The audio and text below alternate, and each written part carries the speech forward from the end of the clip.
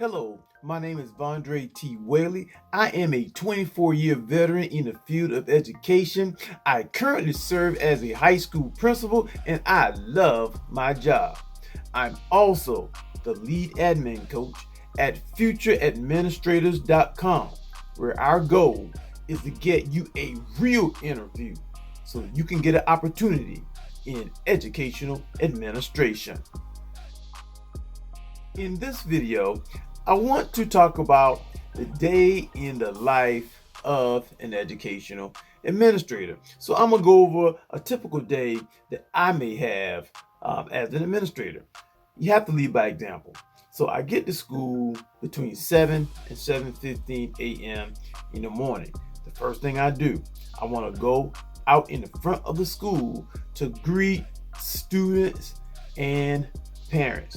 It's important for one of the school leaders, the principal, assistant principal, to be out in front of that school, waving to parents, saying hello, good morning to students, giving them fist pumps, and encouraging them to have a great day. That's important. So now 8 o'clock comes.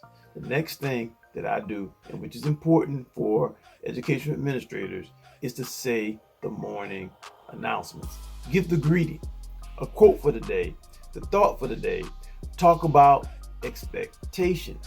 Even if you have students that also participate in the morning announcements, it's important for the entire team, that's teachers, faculty, students, to hear one of the school leaders' voice first thing in the morning.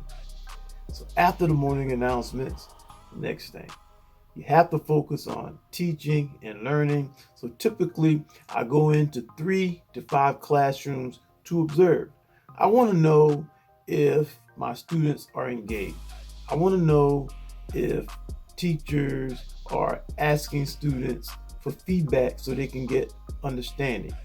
I want to know if content is being taught and how students are receiving it, the overall environment and culture of each classroom that I go into. Then I make sure to give immediate feedback. So after going into about 3 to 5 classrooms, I want to sit down and send some quick emails about what I observed, my expectations, what I'm seeing is going well in classes, and maybe some suggestions.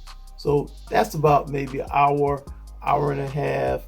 And after that, I'll have a meeting. Typically, it's an IEP meeting, where in this meeting, we're going to discuss services for students to give them the best possible, put them in the best possible position for success. So we may have to change some things, take a look at current services that are being provided, make some suggestions to see what a particular student is doing. That involves meeting with guidance counselors, parents, potentially social workers, also maybe a special education teacher, as well as the student.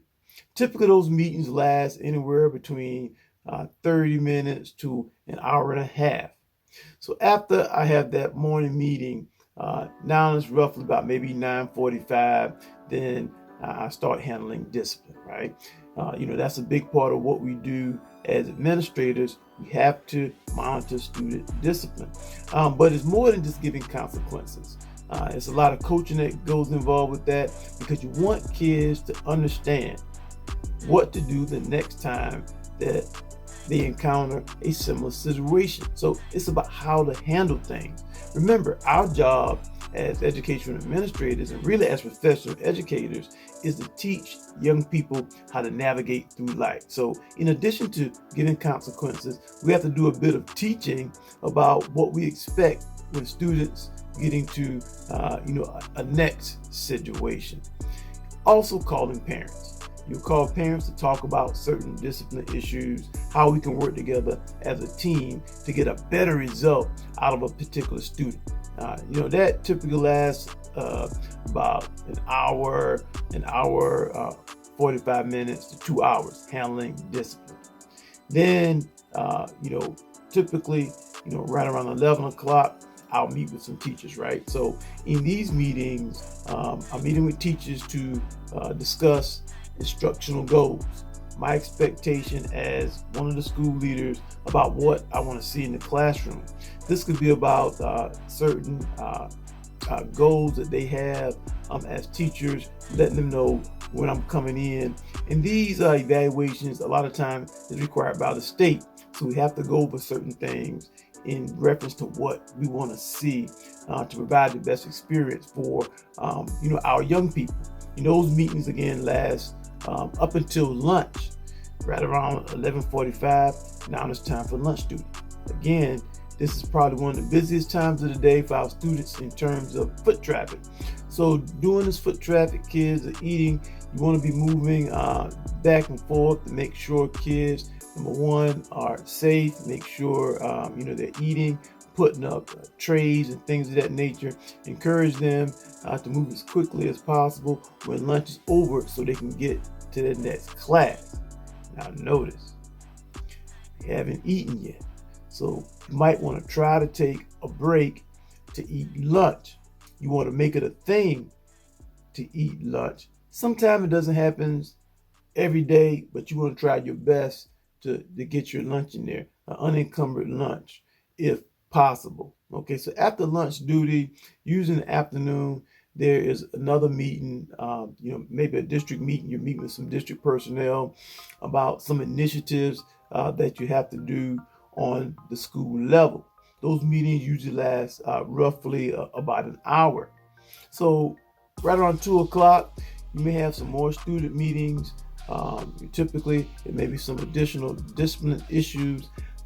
I may be meeting with some students about some initiative that they want to have in school. It could be something for a homecoming, an idea that they have for a fundraiser or something of that nature. But these are afternoon meetings, typically right around 3 o'clock. Now it's time for bus duty. Students are released. So we have to monitor students as they transition back home to their parents. Again, at this time, students should see their school leaders. So you're out and about, making sure students get on bus, making sure car riders safely get in cars, and then it's the end of the day. But it's not over, because that night, now I have to be at a sporting event, a football game. So at this football game, I'm monitoring during the football game, parents, students, visitors, people from the community, and I'm also cheering my team on. Hopefully we'll get that win. Hopefully we'll get that dub, right? So after the game, now it's about maybe 11:45. Make sure all students, parents are cleared the building, and now I can go back home and finally get a chance to rest and do it all over again the next day. Now, that's a day in the life of an educational administrator. That's the fast version, but just keep in mind, this is very, very important work. It's not easy because it's demanding both physically, both emotionally, because we want to do what's best for our kids. And ultimately, again, we want them to go out and change the world. So in order to do that, we have to be truly present in our purpose, and we do whatever it takes to get that job done for our kids. Once again, my name is Vondre T. Whaley. I am the lead admin coach at futureadministrators.com. I want you to take a look at that like button.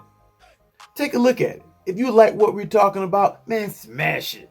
If you want to get more information, subscribe to our channel. But if you really want the slight edge, look in the description section.